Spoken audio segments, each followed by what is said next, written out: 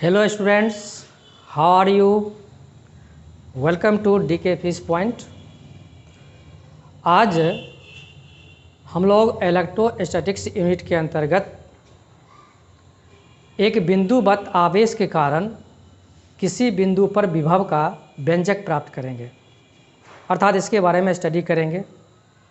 लेकिन टॉपिक पर आने से पहले वैसे स्टूडेंट्स जो इस वीडियो को पहली बार देख रहे हैं या जो स्टूडेंट अभी तक चैनल को सब्सक्राइब नहीं किए हैं, वह पहले चैनल को सब्सक्राइब करें और बेल आइकन को दबाएं, जिससे कि फिजिक्स से रिलेटेड जितने सारे टॉपिक्स आएंगे इसका नोटिफिकेशन आपको मिल जाएगा।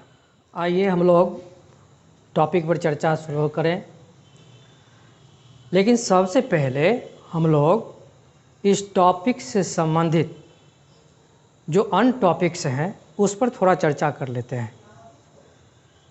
विद्युत विभव विद्युत क्षेत्र से संबंधित है और विद्युत क्षेत्र की चर्चा पिछले वीडियो में मैंने किया था, और जो विद्युत क्षेत्र के बारे में डिटेल्स नहीं जानते हैं, उससे संबंधित व्यंजक के बारे में नहीं जानते हैं, तो वो पिछले वीडियो जा कर के देख सकते हैं। विभव अर्थात विद्युत विभव का संबंध विद्युत क्षेत्र से है, क्योंकि किसी आवेश के कारण, इसे गौर से सुनिएगा, किसी आवेश के कारण उत्पन्न विद्युत क्षेत्र को दो प्रकार से व्यक्त कर सकते हैं। एक, विद्युत क्षेत्र में किसी बिंदु पर उत्पन्न विद्युत तीव्रता द्वारा, और दूसरा विद्युत विभव द्वारा। मैंने बोला कि किसी आवेश के कारण विद्युत क्षेत्र जो उत्पन्न होता है उसको हम दो प्रकार से व्यक्त कर सकते हैं। एक, विद्युत क्षेत्र के किसी बिंदु पर उत्पन्न विद्युत तीव्रता द्वारा, और दूसरा विद्युत विभव द्वारा। अर्थात ये दोनों, विद्युत क्षेत्र की तीव्रता और विद्युत विभव, दोनों एक तरह से विद्युत क्षेत्र के प्रॉपर्टीज हैं, अभिलाक्षणिक गुण है, जिसमें एक विद्युत क्षेत्र की तीव्रता सदिश होता है जबकि विद्युत विभव अदिश राशि होता है। तो इससे संबंधित जो विभव की बातें आ रही है उसको हम इस रूप में भी परिभाषित कर सकते हैं कि विद्युत विभव वह भौतिक अवस्था है, या हम कह सकते हैं वह भौतिक गुण है जो आवेश के प्रवाह को, अर्थात आवेश के प्रवाह की दिशा को निर्धारित करता है। यहाँ पे बात सामने आ रही है, आवेश के प्रवाह की दिशा को निर्धारित करता है। इसको हम दूसरे एग्जाम्पल समझ सकते हैं कि कैसे प्रवाह की दिशा को निर्धारित करता है। तो हम लोग जल को बहते हुए देखा है, किस रूप में बहते हुए देखे हैं? क्या कभी जल नीचे से ऊपर जाती है क्या? नहीं ना। जल की प्रवाह हमेशा उच्च दाब से निम्न दाब की ओर होती है। दूसरा एग्जाम्पल ले लें, ऊष्मा। ऊष्मा का भी प्रवाह उच्च आवेश से निम्न आवेश की ओर होता है। ऊष्मा की प्रवाह के तहत जो उसकी टेम्परेचर होती है, आवेश जो होती है उसकी, एक तरह से उसका प्रवाह उच्च से निम्न की ओर होती है। अब देखिए, ठंडा का मौसम आ रहा है, तो ठंडा के मौसम में जब कोई व्यक्ति बहुत ठंड से कपकपाते हुए रहता है, तो वह पहले से जो आदमी जो गर्म कपड़ा पहने हुए है उसको छूने का प्रयास करता है। छूने का प्रयास क्यों करता है? क्योंकि उसके शरीर की गर्मी, चूँकि इस ठंड व्यक्ति की तुलना में उस व्यक्ति में गर्मी अधिक है, ताप अधिक है, तो छूने से उसके शरीर की ऊष्मा की प्रवाह ठंड वाले व्यक्ति की तरफ होता है। कभी ठंड वाले व्यक्ति से गर्म जो व्यक्ति है, जिसमें ताप अभी अधिक है, ऊष्मा अधिक है शरीर की, उसमें नहीं जाता है। तो जिस तरह से मैंने दो एग्जाम्पल से समझाया कि किसी भी चीज़ की प्रवाह उच्च से निम्न की ओर होती है, ठीक उसी तरह से विभव का भी प्रवाह उच्च विभव से निम्न विभव की ओर होती है। इसको हम और विस्तृत रूप से जानते हैं कि विद्युत विभव वह भौतिक अवस्था है जिसमें किसी चालक को अन्य चालक के संपर्क में रखा जाए तो यह निर्धारित होता है कि आवेश का प्रवाह एक चालक से दूसरे चालक की ओर हो रहा है या फिर दूसरे चालक से पहले चालक की ओर रहा है। तो यह जो विद्युत विभव का जो परिभाषा है अभी जो मैंने चर्चा किया है वह आवेश के प्रवाह के आधार पर है, किंतु किसी बिंदुवत आवेश के कारण अन्य बिंदु पर यदि विभव का मान निकालना हो तो इसकी परिभाषा दूसरे रूप में दी जाती है, संख्यात्मक रूप में दी जाती है। कैलकुलेशन कैसे करेंगे उसके आधार पर दिया जाता है और उस परिभाषा के तहत हम लोग इसके परिभाषित इस प्रकार करते हैं कि प्रति एकांक परीक्षण आवेश को अनंत से प्रति एकांक परीक्षण आवेश को अनंत से निर्दिष्ट बिंदु तक, अर्थात पहले से जो आवेश है उसके विद्युत क्षेत्र के किसी बिंदु तक लाने में किए गए कार्य से दिया जाता है। इसको एक बार फिर से सुन लीजिए, फिर से हम परिभाषित कर रहे हैं कि प्रति एकांक परीक्षण आवेश को अनंत से विद्युत क्षेत्र के किसी निर्दिष्ट बिंदु तक लाने में किए गए कार्य को उस बिंदु पर विद्युत विभव कहा जाता है। तो मेरे ख्याल से विद्युत विभव क्या है यह समझ में आ गया होगा। सपोज कीजिए कि कोई एकांक आवेश है, एक कूलम आवेश है और उसको अनंत से निर्दिष्ट बिंदु तक लाने में यदि 1 जूल कार्य करना पड़ रहा है तो इसका मतलब है कि उस बिंदु पर विभव का मान 1 वोल्ट होगा। वोल्ट इसलिए क्योंकि विभव का मात्रक, विद्युत विभव का मात्रक वोल्ट होता है। तो दोनों ढंग से परिभाषित हो गया, एक प्रवाह के दृष्टिकोण से और एक उसकी गणना के दृष्टिकोण से, कैलकुलेशन कैसे करेंगे इसके दृष्टिकोण से। तो प्रवाह के क्रम में यह क्लियर हो गया कि यह विद्युत विभव एक भौतिक गुण है जो आवेश के प्रवाह के दिशा को निर्धारित करती है। वह यह स्पष्ट करती है कि जब 2 चालक आपस में संपर्कित हो तो एक से दूसरे में आवेश जा रहा है या फिर दूसरे से पहले में आवेश आ रहा है। और संख्यात्मक मान प्राप्त करना हो, प्राप्त करना हो, अर्थात विद्युत विभव का किसी बिंदु पर मान प्राप्त करना हो तो इसके लिए इसकी परिभाषा हो जाती है कि प्रति एकांक परीक्षण आवेश को, परीक्षण आवेश से तात्पर्य है कि जिस आवेश को विद्युत क्षेत्र के निर्दिष्ट बिंदु तक लाने में जो आवेश होता है उसी को परीक्षण आवेश कहा गया है। तो प्रति एकांक परीक्षण आवेश को अनंत से निर्दिष्ट बिंदु तक लाने में किया गया कार्य क्या कहलाता है? विद्युत विभव कहलाता है।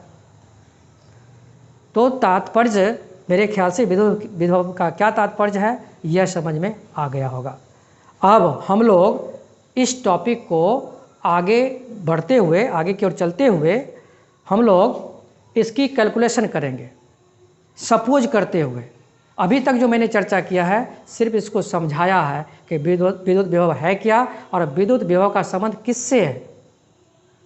अब एक बिंदुवत आवेश के कारण किसी अन्य बिंदु पर विभव का मान किस रूप में प्राप्त किया जा सकता है, उसका व्यंजक क्या होता है, इसकी चर्चा हम लोग आगे करेंगे। और ये सिर्फ समझने के दृष्टिकोण से था।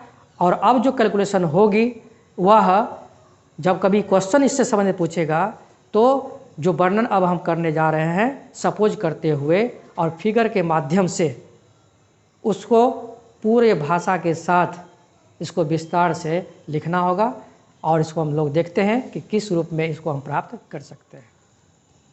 अब हम लोग इस कैलकुलेशन को कैसे प्राप्त करेंगे, अर्थात एक बिंदुवत आवेश के कारण अन्य बिंदु पर विद्युत विभव का मान कैसे प्राप्त करेंगे, इस पर हम लोग चर्चा करते हैं।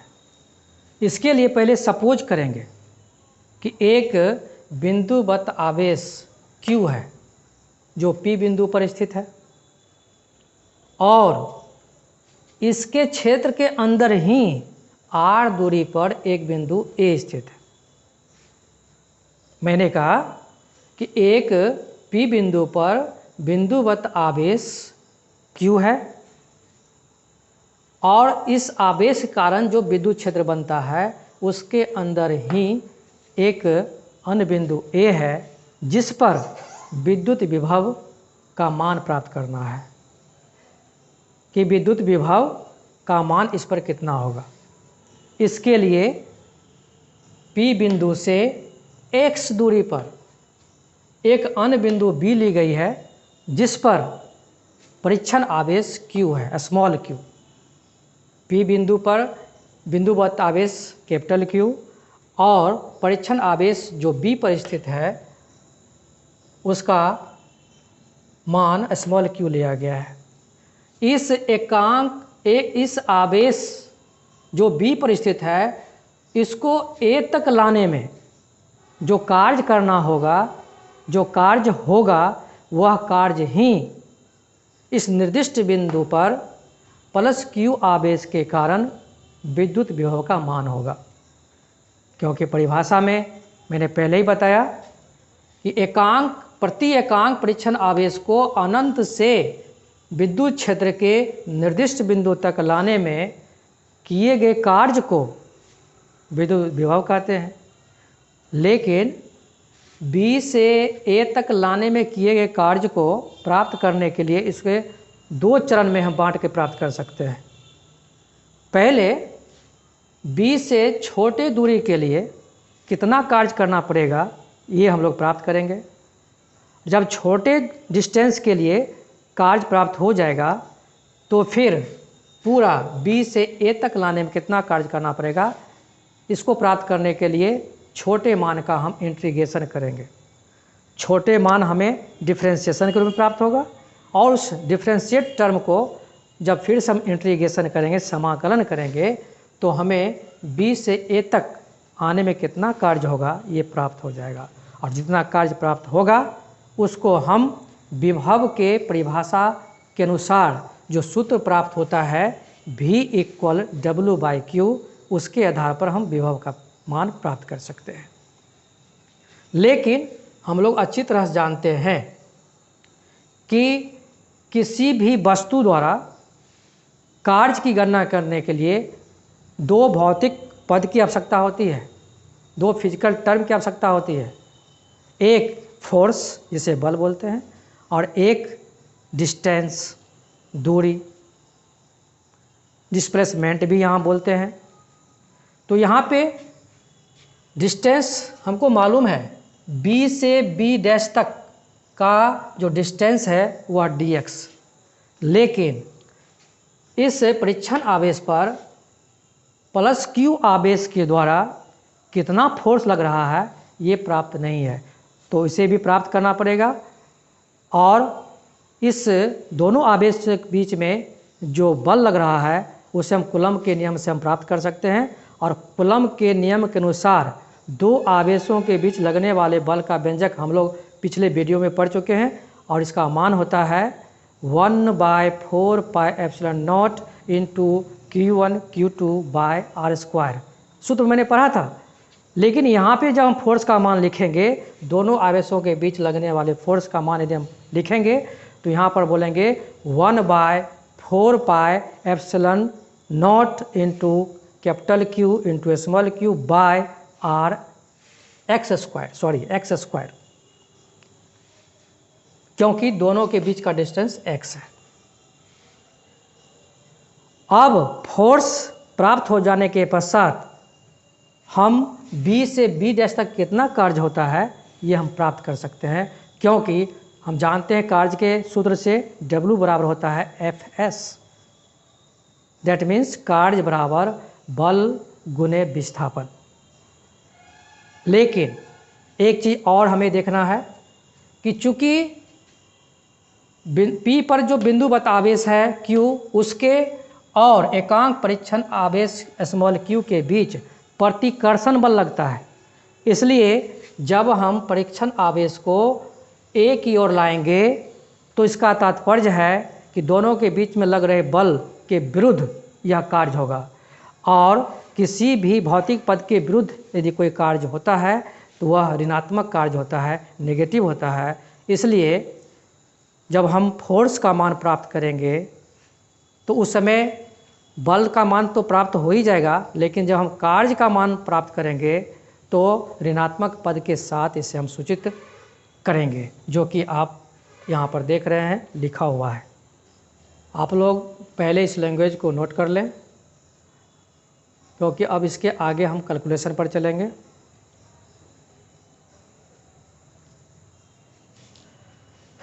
कैलकुलेशन में हम लोग अब W का मान प्राप्त करेंगे। चूँकि इससे पहले B से B डैश तक आने में dx दूरी तय हुई है, और इसमें यहाँ तक आने में जो कार्य करना हुआ है उसको हम लोग पहले प्राप्त कर लिए हैं, आप लोगों ने लिखा भी है, जिसमें प्राप्त हुआ था dw इसलिए क्योंकि डिस्टेंस ही बहुत ही छोटा है, dx के रूप में लिए हैं, इसलिए वर्क जो हमें प्राप्त हुआ है वह dw ही प्राप्त हुआ है। और dw बराबर हम लोगों ने प्राप्त किया है -1/4 pi epsilon naught into capital Q into small q by r² into dx। अर्थात जब अब हम B से A तक आने में किए गए कार्य की गणना करेंगे तो इसका मतलब है कि हमें कुल कार्य निकालना है, और इसके लिए अभी तक जो प्राप्त डिफरेंशिएट पद है उसका हम लोग इंटीग्रेशन करेंगे, अर्थात समाकलन करेंगे, और W इक्वल लिख सकते हैं इंटीग्रेशन dW। अब dW का वैल्यू हम यहाँ पर पुट करेंगे -1/4 pi epsilon naught into capital Q into small q by x² into dx। हम लोग जानते हैं कि समाकलन में, इंटीग्रेशन के कैलकुलेशन में दो लिमिट की आवश्यकता पड़ती है, दो सीमा की आवश्यकता पड़ती है, जिसमें से एक सीमा निम्न होती है, एक सीमा उच्च होती है। तो B से A तक आने के क्रम में चूँकि B को अनंत सपोज किया गया है तो इसके लिए हम लोग इन्फिनिटी का यूज करेंगे, चूँकि वैल्यू ये पता नहीं है कि अभी यह परीक्षण आवेश कितनी डिस्टेंस पर है, तो इसके मान को इन्फिनिटी का यूज करेंगे, और इन्फिनिटी का वैल्यू हमेशा छोटा माना जाता है। तो इसलिए इस टर्म को इस साइन के निचले भाग में लिखेंगे, और चूँकि यह जो आवेश है P बिंदु पर, जिसके कारण A बिंदु पर विभव का मान प्राप्त करना है, उसका डिस्टेंस r है, इसलिए उच्च मान के रूप में यहाँ पे हम लोग r का ही यूज करेंगे।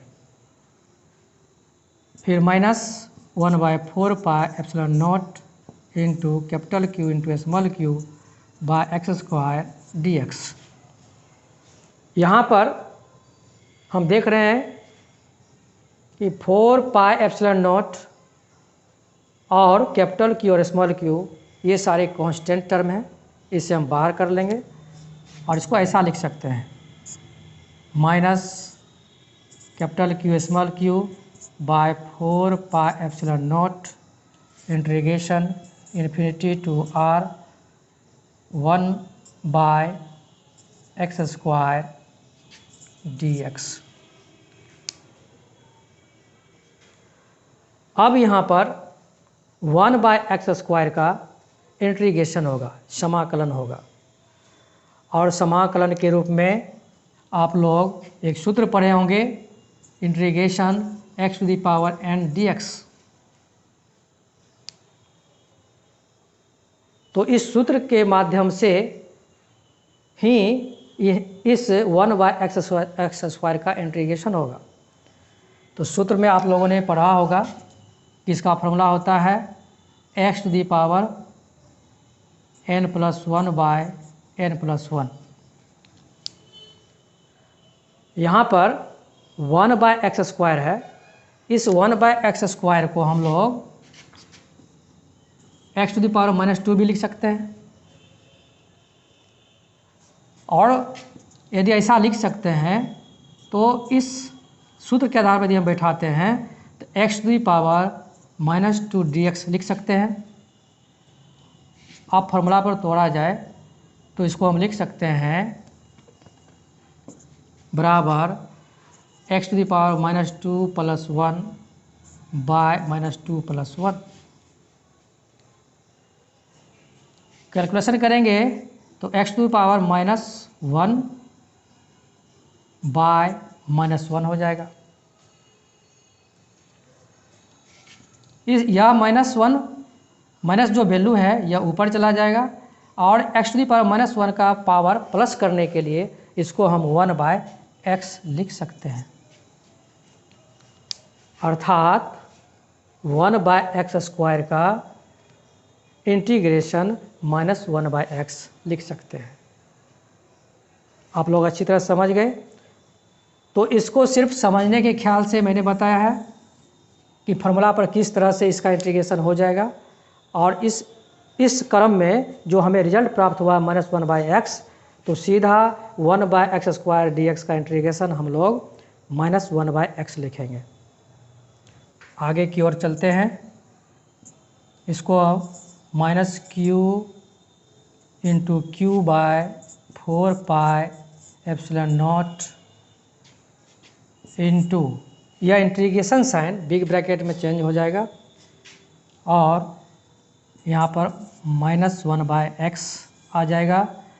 और हम जानते हैं कि इंटीग्रेशन का जो सीमा होता है वह बिग ब्रैकेट के राइट कॉर्नर पर अप और डाउन में लिखा जाता है। जो अप में है ऊपर ही लिखाएगा, जो नीचे है वह नीचे ही लिखाएगा।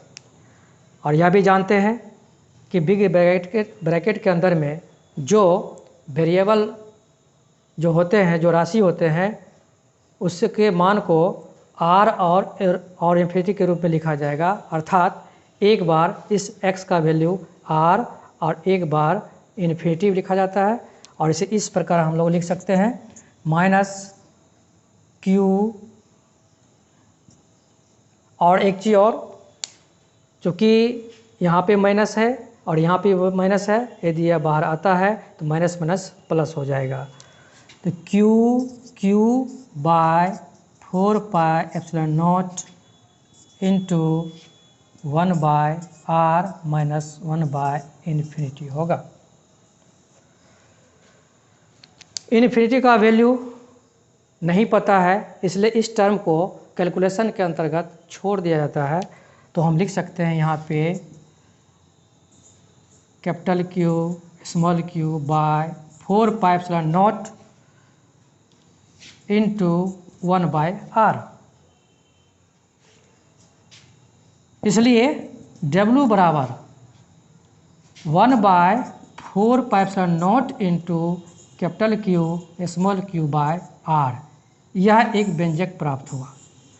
और यह व्यंजक ही B से A तक में आने में, अर्थात आवेश को q आवेश को B से A तक लाने में किया गया कार्य प्राप्त होता है।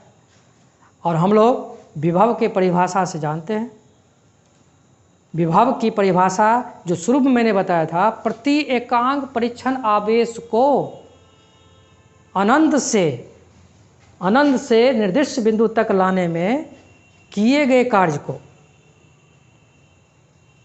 विद्युत विभव कहते हैं। इसमें शब्द गौर करना है, प्रति एकांक परिच्छन आवेश को। अभी जो आया है वह q आवेश को लाया गया है।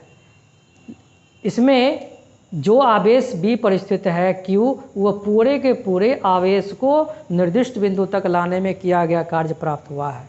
किंतु परिभाषा के अनुसार प्रति एकांक परिच्छन की बात हो रही है, इसलिए हम लोग विद्युत विभव की परिभाषा के अनुसार चलेंगे। तो विभव की परिभाषा के अनुसार हम लोग जानते हैं कि V = W/Q। यहाँ पे प्राप्त मान W 1/4πε0 इंटू Q/r जो प्राप्त हुआ है, इसको यहाँ पुट करेंगे और हमें प्राप्त हो जाएगा आगे का वैल्यू 1/4πε0 इंटू Q/r/q।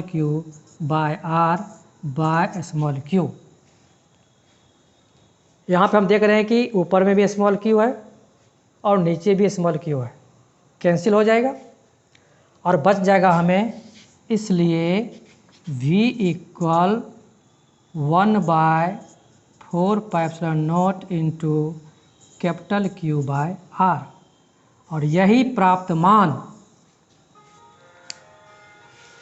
B पर इस प्रकार हमें V = 1/4πε0 इंटू Q/r व्यंजक प्राप्त हुआ और यही व्यंजक अर्थात यही विभव का मान B से एकांक परीक्षण आवेश को आवेश Q के क्षेत्र के अंदर निर्दिष्ट बिंदु तक लाने में किए गए कार्य के बराबर है। तो हम लोग कैलकुलेशन के तहत विभव का मान क्या होगा उसको हम लोगों ने प्राप्त कर लिया। इसे आप लोग अच्छी तरह से तैयार कर लें, क्योंकि इस चैप्टर के अंतर्गत इस फॉर्मूला से संबंधित बहुत सारे व्यंजक इसमें पढ़ने हैं और इसके आधार पे न्यूमेरिकल्स भी ढेर सारे हैं। इसलिए हम चाहेंगे कि आप लोग इस टॉपिक को अच्छी तरह से देख लें। और अंत में हम वैसे स्टूडेंट्स को कहना चाहेंगे कि जो इस वीडियो को पहली बार देख रहे हैं या फिर जो स्टूडेंट्स अभी तक हमारे चैनल को सब्सक्राइब नहीं किए हैं, तो वैसे स्टूडेंट्स से हम ये कहना चाहते हैं कि सबसे पहले आप हमारे चैनल को सब्सक्राइब कर लें, बेल बटन को दबा करके, और फिर आप लाइक और शेयर ज़रूर करेंगे, जिससे कि आने वाले जितने भी फिजिक्स रिलेटेड टॉपिक्स होंगे उसका नोटिफिकेशन आपको मिलता रहेगा। और इस तरह से फिजिक्स के जितनी सारे थ्योरेटिकल या न्यूमेरिकल टॉपिक्स होंगे उसका आप भरपूर उपयोग करते रहेंगे, उससे आप फ़ायदा लेते रहेंगे।